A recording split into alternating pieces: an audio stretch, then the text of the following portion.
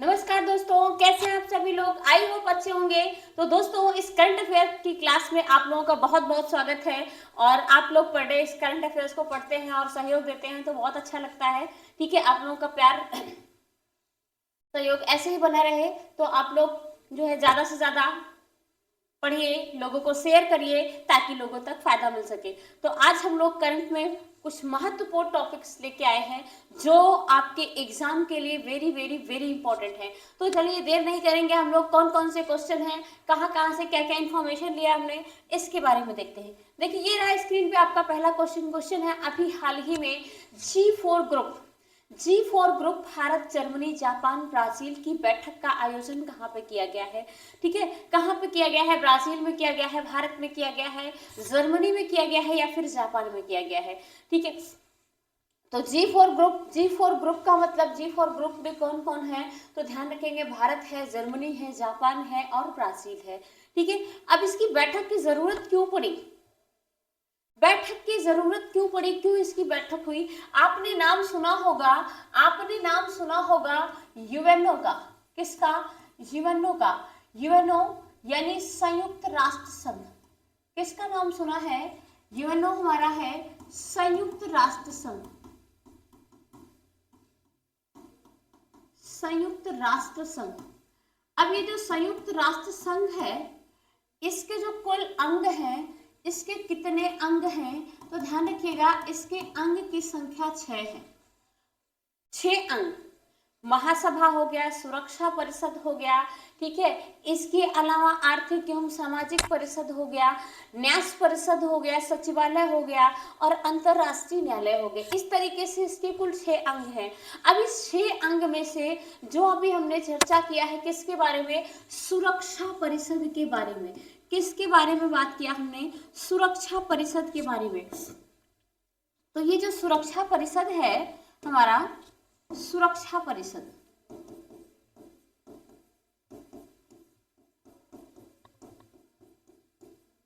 सुरक्षा परिषद, अगर हम सुरक्षा परिषद की बात करें तो इसमें जो सुरक्षा परिषद है इसके ध्यान रखिएगा पांच क्या है? स्थायी सदस्य देश हैं। कैसे हैं? स्थायी सदस्य देश हैं, जबकि 10 क्या हैं? अस्थायी सदस्य देश हैं।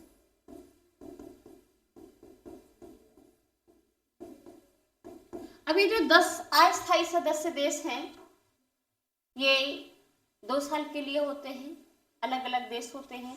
जो 5 हैं ये स्थायी सदस्य देश हैं, इनकी संख्या 5 है। अब 5 में स्थायी सदस्य देश कौन कौन से हैं? जैसे आपका यूएसए हो गया, यूके हो गया। ठीक है, तो इसमें कौन कौन से सदस्य देश हैं स्थायी सदस्य देशों में?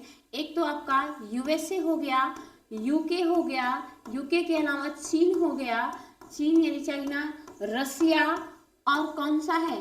फ्रांस। ये इसके 5 वीटो पावर कंट्री हैं, सदस्य देश है, स्थायी सदस्य देश हैं। अब ये जो स्थायी सदस्य देश हैं, इन स्थायी सदस्य देशों के विस्तार की बात की गई है ना। ठीक है, किसकी बात की गई है? विस्तार की बात की गई है। यानी विस्तार में वो 4 यही जी4 मेंबर ऐड होंगे। इसमें जी4 सदस्य देश क्या है? शामिल होने की बात कर रहे हैं, विस्तार की बात कर रहे हैं। तो इसीलिए जी4 की बैठक की गई है। जी4 में कौन कौन से देश हैं तो ध्यान रखिएगा, जी4 में है ना देश कौन कौन से शामिल हैं तो ये ध्यान रखेंगे। तो इसमें भारत है, भारत हो गया आपका, ब्राजील हो गया और इसके अलावा कौन है? जापान और जर्मनी। ये 4 कंट्री है, ये 4 मेंबर हैं जो जी4 में शामिल होने यानी जी4 के विस्तार की बात कर रहे हैं। ठीक है, जी4 के में शामिल होने की बात कर रहे हैं। अब ध्यान रखिएगा, ये चारों मेंबर, ये भी बैठक कहाँ पे हुई थी तो ध्यान रखिएगा, इसकी जो बैठक हुई थी वो हुई थी जर्मनी में हुई थी। और जर्मनी में कहाँ पे? जर्मनी के ज्यूरिख में हुई थी। कहाँ पे हुई थी? म्यूरिख में हुई थी। म्यूरिख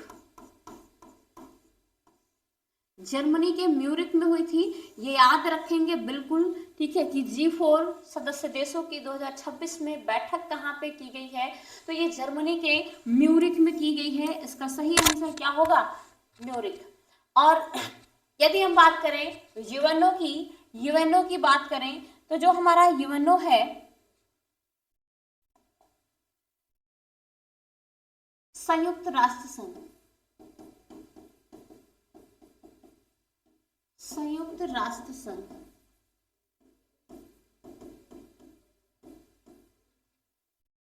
मैंने बताया था कि इसमें कुल कितने अंग हैं, 6 अंग हैं, ठीक है। इसके स्थापना की बात की जाए, इसकी स्थापना कब हुई थी, तो स्थापना नोट कर लीजिएगा 24 अक्टूबर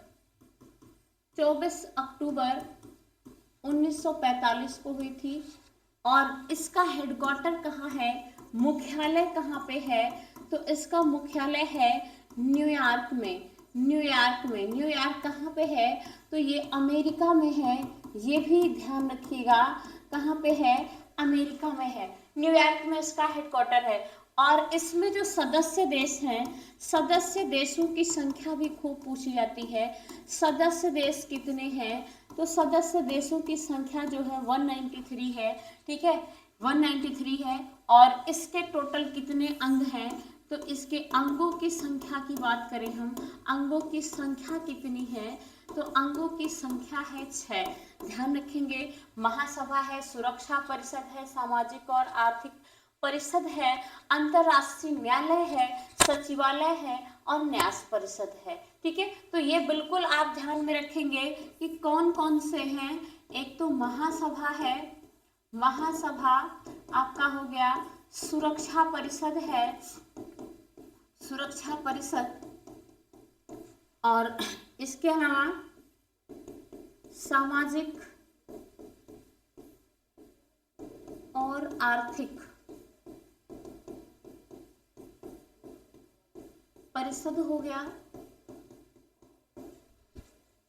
अंतरराष्ट्रीय न्यायालय है,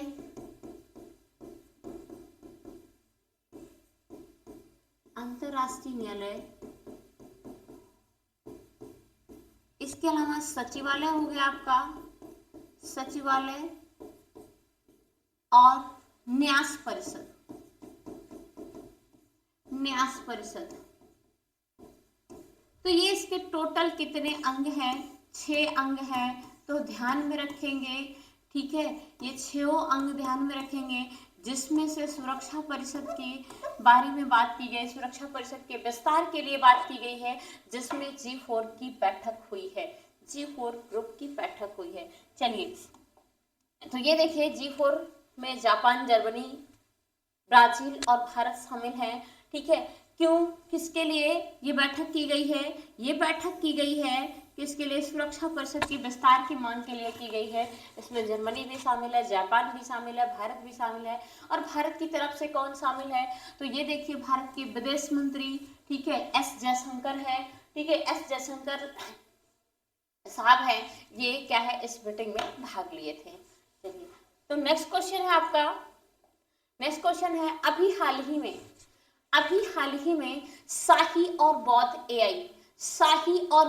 एआई फ्रेमवर्क की घोषणा किस मंत्रालय के द्वारा किया गया है, शिक्षा मंत्रालय के द्वारा किया गया है, स्वास्थ्य मंत्रालय के द्वारा किया गया है, सहकारिता मंत्रालय के द्वारा किया गया है, या फिर रक्षा मंत्रालय के द्वारा किया गया, किसने इसकी घोषणा किया है, ठीक है, किसकी, शाही और क्या है, बौद्ध, शाही और बौद्ध एआई जो फ्रेमवर्क है, इसकी घोषणा किसने किया है, तो ध्यान रखिएगा, इसकी घोषणा जिसने किया है, अभी जो है हमारे केंद्रीय मंत्री कौन है, केंद्रीय स्वास्थ्य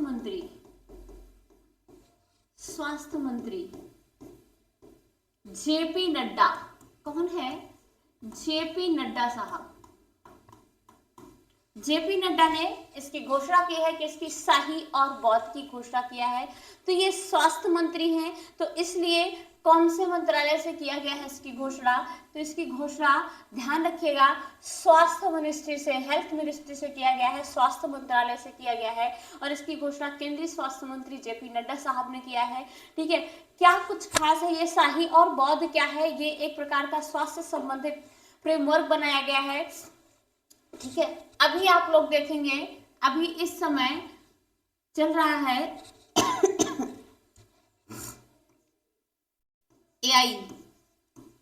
एआई समिट 2026। एआई समिट 2026 में इसकी घोषणा की गई है। और जो AI impact India AI impact summit 2026 चल रहा है, कहां पे? तो ध्यान रखिएगा एआई समिट ये कहां पे हो रहा है? ये नई दिल्ली में। कहां पे? नई दिल्ली में। नई दिल्ली में, नई दिल्ली के कहां पे? भारत मंडपम में।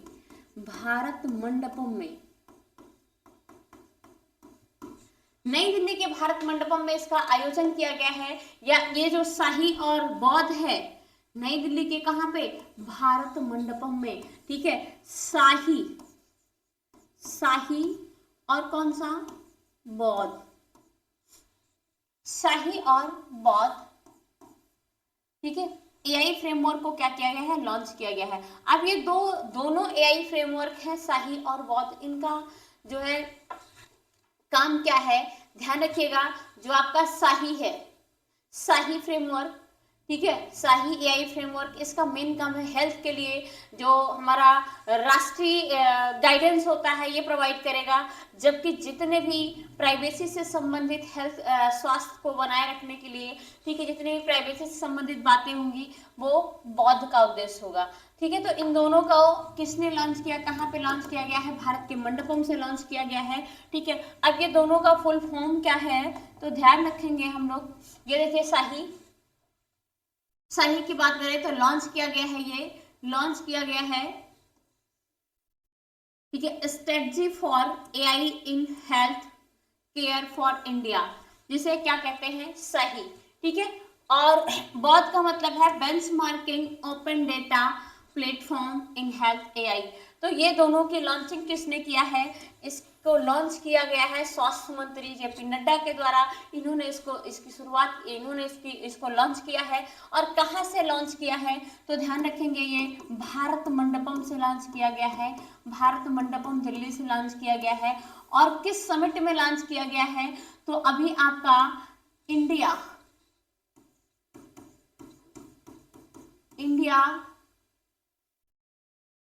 इम्पैक्ट एआई समिट 2026 जो अभी चल रहा है नई दिल्ली में, वहां से इसको लॉन्च किया गया है। तो ध्यान रखेंगे ये स्वास्थ्य रिलेटेड है। ठीक है, जिसमें से जो हमारा शाही है, ठीक है, मैंने बताया कि ये हेल्थ के लिए एक राष्ट्रीय गाइडेंस फ्रेमवर्क है। जबकि जो बौद्ध है, ठीक है, ये ओपन डेटा फ्रेमवर्क है, बेंचमार्किंग ओपन डेटा फ्रेमवर्क है। इसका मेन काम क्या होगा? जो हमारा स्वास्थ्य से संबंधित जितनी भी प्राइवेसी होगी उसको बनाए रखेगा। ठीक है, तो आप ध्यान रखिएगा, क्वेश्चन बहुत ही इंपॉर्टेंट है। अभी इस समय जो है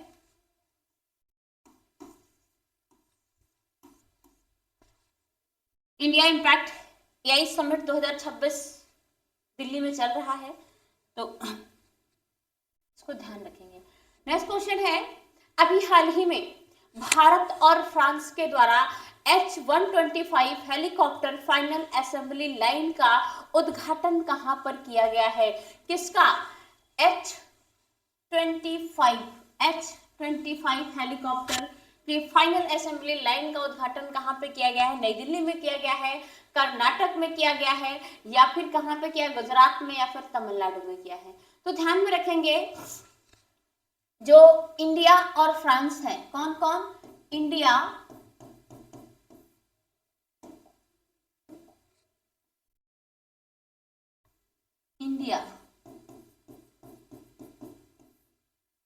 और France,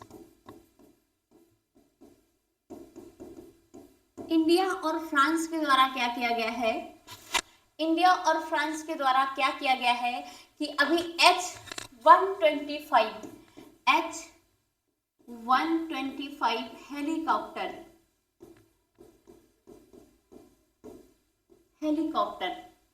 H-125 helicopter final assembly final assembly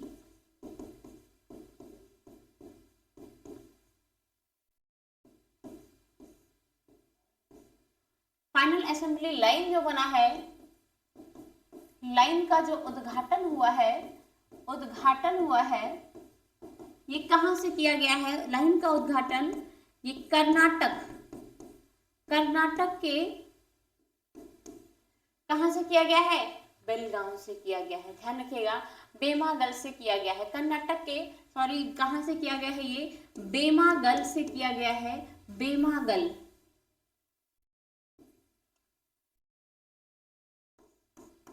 तो ये बिल्कुल ध्यान में रखेंगे, कहां पे है बेमागल, कर्नाटका में है, यहीं से इसको लॉन्च किया गया।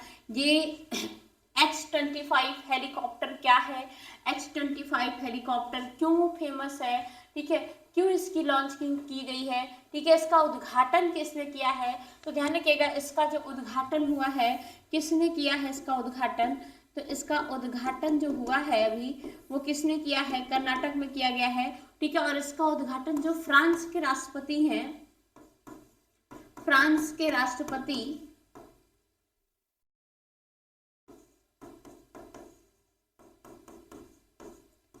राष्ट्रपति कौन है, इमैनुअल मैक्रो, ठीक है, तो कौन है, इमैनुअल मैक्रो,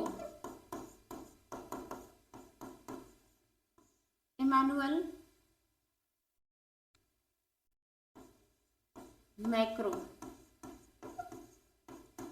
मैक्रो ने इसका उद्घाटन किया है, कहां पे किया है, कर्नाटक के बेमागल में किया है, ठीक है। क्या खास है ये, क्या खास है, अभी जो क्या नाम है आपका, फ्रांस और भारत के द्वारा 125 हेलीकॉप्टर का उद्घाटन किया गया है फ्रांस कर्नाटका में, इसमें क्या कुछ महत्वपूर्ण है, तो ध्यान रखिएगा जो हमारा ये आपका 125 हेलीकॉप्टर है,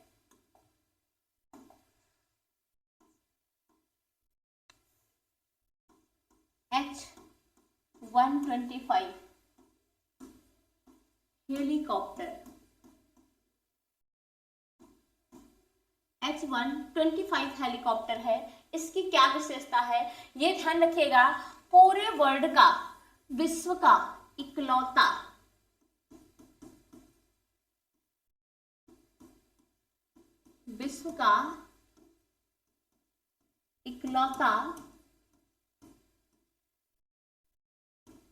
हेलीकॉप्टर है, विश्व का इकलौता हेलीकॉप्टर है जो क्या है, माउंट एवरेस्ट, ठीक है, कहां पे, माउंट एवरेस्ट पे उतारा गया है और माउंट एवरेस्ट की ऊंचाई तक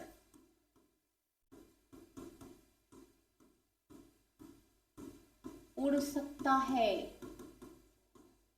तो ध्यान रखिएगा ये फ्लाइंग माउंट एवरेस्ट तक कर सकता है, यानी ये माउंट एवरेस्ट की ऊंचाई की बात करें, जो ये माउंट एवरेस्ट है, ठीक है, ये है कहाँ पे, पहली बात तो ये नेपाल में है, ठीक है, और नेपाल तिब्बत दोनों का क्षेत्र लगता है, तिब्बत, तो ये ध्यान में रखेंगे, ठीक है। इसकी अगर हम ऊंचाई की बात करें तो इसकी ऊंचाई कितनी है माउंट एवरेस्ट की, तो 8,848.86 मीटर है भाई, ठीक है। ये क्या है, विश्व की सबसे ऊंची चोटी है, क्या है ये, विश्व की सबसे ऊंची चोटी है, विश्व की सबसे ऊंची चोटी कौन सा है, माउंट एवरेस्ट। पूरे वर्ल्ड में सबसे ऊंची चोटी कौन सी है, माउंट एवरेस्ट। तो ये जो H-25 हेलीकॉप्टर है ये माउंट एवरेस्ट की ऊंचाई तक उड़ेगा, और ठीक है, ये और एक चीज ध्यान रखिएगा, ये दुनिया का सबसे हल्का हेलीकॉप्टर है।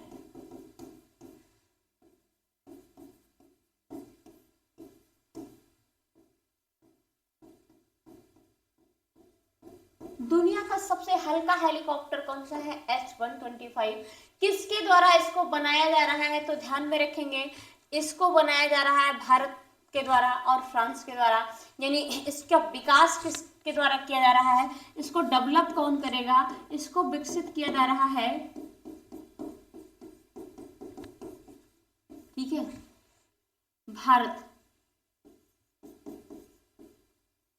भारत की टाटा कंपनी और फ्रांस या यूरोप लिख सकते हैं, एयरबस, इन दोनों के द्वारा इसको विकसित किया जा रहा है। तो ध्यान में रखेंगे कि इसका विकास जो है टाटा और एयरबस के द्वारा किया जा रहा है, जो भारत और यूरोप के अंतर्गत है, ठीक है। और ये बनकर कब तैयार होगा? ये पहला, ठीक है, ये भारत का पहला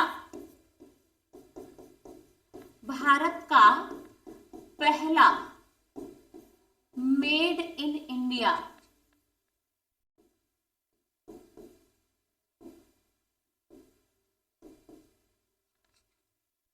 इंडिया हेलीकॉप्टर होगा।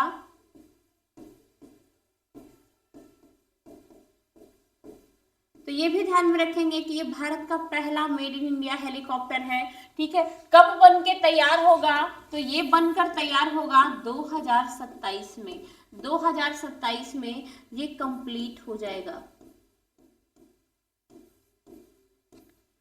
तो ये कुछ महत्वपूर्ण तथ्य थे, इनको बिल्कुल याद करने वाले हैं, ठीक है। ये भी बहुत क्या है, आपके एग्जाम की दृष्टि से बहुत ही इंपॉर्टेंट है। यहाँ से 2-3 क्वेश्चन बन सकते हैं, ठीक है, जो आप अपने एग्जाम के लिए अगर अच्छे से पढ़ेंगे तो निश्चित है कि आप यहाँ से क्वेश्चन गलत नहीं करेंगे, ठीक है। नेक्स्ट क्वेश्चन है हमारा, तो ये देखिए आपका जो H-125 हेलीकॉप्टर है, ठीक है, इसको कहाँ पे उतारा गया है पहली बार? तो नेपाल में माउंट एवरेस्ट की चोटी पे उतारा गया है और ये माउंट एवरेस्ट की ऊंचाई तक जो है हो सकता है। इसका उद्घाटन कहाँ से किया गया है? तो कर्नाटक में, ठीक है, बेमागल से किया गया है। कर्नाटक में कौन किया है? तो ये फ्रांस के राष्ट्रपति हैं इमैनुअल मैक्रो, इन्होंने किया है, ठीक है। और इसको टाटा कंपनी और यूरोपीय एयरबस के द्वारा बनाया जा रहा है, विकसित किया जा रहा है। चलिए हम लोग अगला क्वेश्चन देखते हैं। ये रहा स्क्रीन पे आपका अगला क्वेश्चन। अभी हाल ही में देश का पहला नेशनल काउ कल्चर म्यूजियम कहां पर स्थापित किया जा रहा है? देश का पहला नेशनल काउ कल्चर म्यूजियम कहां पे स्थापित किया जा रहा है भाई? तो ध्यान में रखेंगे, जो राष्ट्रीय गौ संस्कृति संग्रहालय है, क्या है? राष्ट्रीय गौ संस्कृति संग्रहालय, राष्ट्रीय गौ संस्कृति संग्रहालय, इसको कहाँ पे स्थापित किया जा रहा है? क्या मतलब है, क्या इसका मेन उद्देश्य है? तो सबसे पहले हम ध्यान रखेंगे ये कहाँ पे स्थापित किया जा रहा है। ये यूपी के उत्तर प्रदेश के मथुरा में स्थापित किया जा रहा है। कहाँ पे? उत्तर प्रदेश के मथुरा में स्थापित किया जा रहा है। तो ये भी ध्यान में रखेंगे कहाँ पे इसको स्थापित किया जा रहा है। उत्तर प्रदेश के मथुरा में इसको स्थापित किया जा रहा है। इसका राइट आंसर ए हो जाएगा, ठीक है। और कहाँ पे? मथुरा में कहाँ पे स्थापित किया जा रहा है? तो ये क्या है? देश का पहला नेशनल काउ कल्चर म्यूजियम, यानी देश का पहला राष्ट्रीय गौ, ठीक है, संस्कृति संग्रहालय है, ठीक है। इसको मथुरा में जो पंडित दीनदयाल उपाध्याय पशु चिकित्सा विश्वविद्यालय, कहाँ पे? मथुरा में, मथुरा में पंडित दीनदयाल उपाध्याय पशु चिकित्सा विज्ञान विश्वविद्यालय,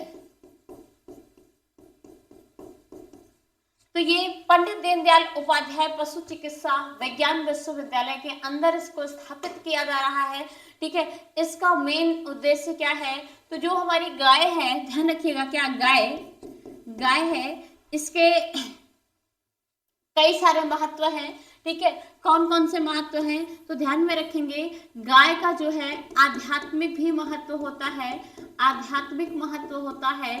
ठीक है, इसके अलावा गाय का धार्मिक भी महत्व है, धार्मिक महत्व है, आध्यात्मिक महत्व है, धार्मिक महत्व है और कल्चरल यानी सांस्कृतिक महत्व है।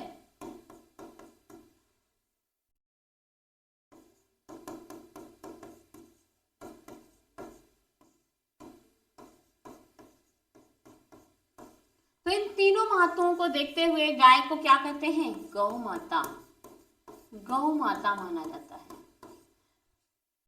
ठीक है, इसलिए गाय को क्या है, गौ माता कहते हैं। ठीक है, और इसका मेन उद्देश्य क्या है, इस ठीक है नेशनल काउ कल्चर म्यूजियम को स्थापित करने का मेन उद्देश्य क्या है, जो गौ आधारित इकोनॉमी है उसको बढ़ावा देना और गाय को संरक्षण देना। ठीक है, तो इसका उद्देश्य क्या है, इस म्यूजियम का उद्देश्य क्या है, ध्यान रखिएगा। ठीक है, उद्देश्य क्या है, उद्देश्य गौ आधारित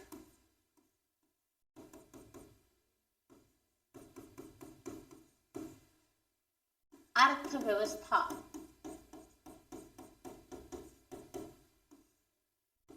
गौ आधारित अर्थव्यवस्था को बढ़ावा देना,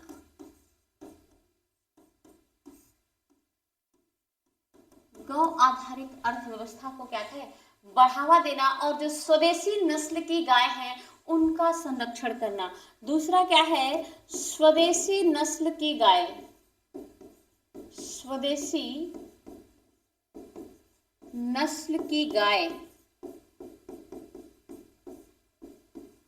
का संरक्षण करना।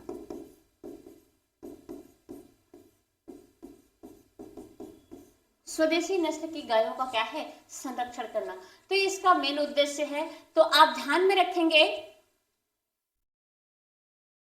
कि इस तरीके से मेन फैक्ट थे हमने जो आपको बताया, और यहाँ से अक्सर एग्जाम में क्वेश्चन पूछा जा सकता है। मथुरा को मिला देश का प्रथम राष्ट्रीय गौ संस्कृति संग्रहालय। ठीक है, तो ये काफी गौरव की बात है उत्तर प्रदेश के लिए। ठीक है, देश का पहला राष्ट्रीय गौ संस्कृति संग्रहालय है जो हमारे सांस्कृतिक महत्व है उसको बढ़ावा देने के लिए किया गया है। ठीक है, तो इसका उद्घाटन करते हुए योगी जी हैं। ठीक है, तो आप ध्यान में रखेंगे, ये सभी क्वेश्चन अपने आप में महत्वपूर्ण हैं। ठीक है, तो इनको आप ध्यान में रखेंगे एग्जाम की दृष्टि से। फिर हम लोग मिलते हैं किसी अगले वीडियो में, तब तक के लिए धन्यवाद आप सभी लोगों को, और आप सभी लोग ऐसे ही पढ़ते रहिए, और अच्छा लगे तो प्लीज़ वीडियो को लाइक और सब्सक्राइब जरूर करें।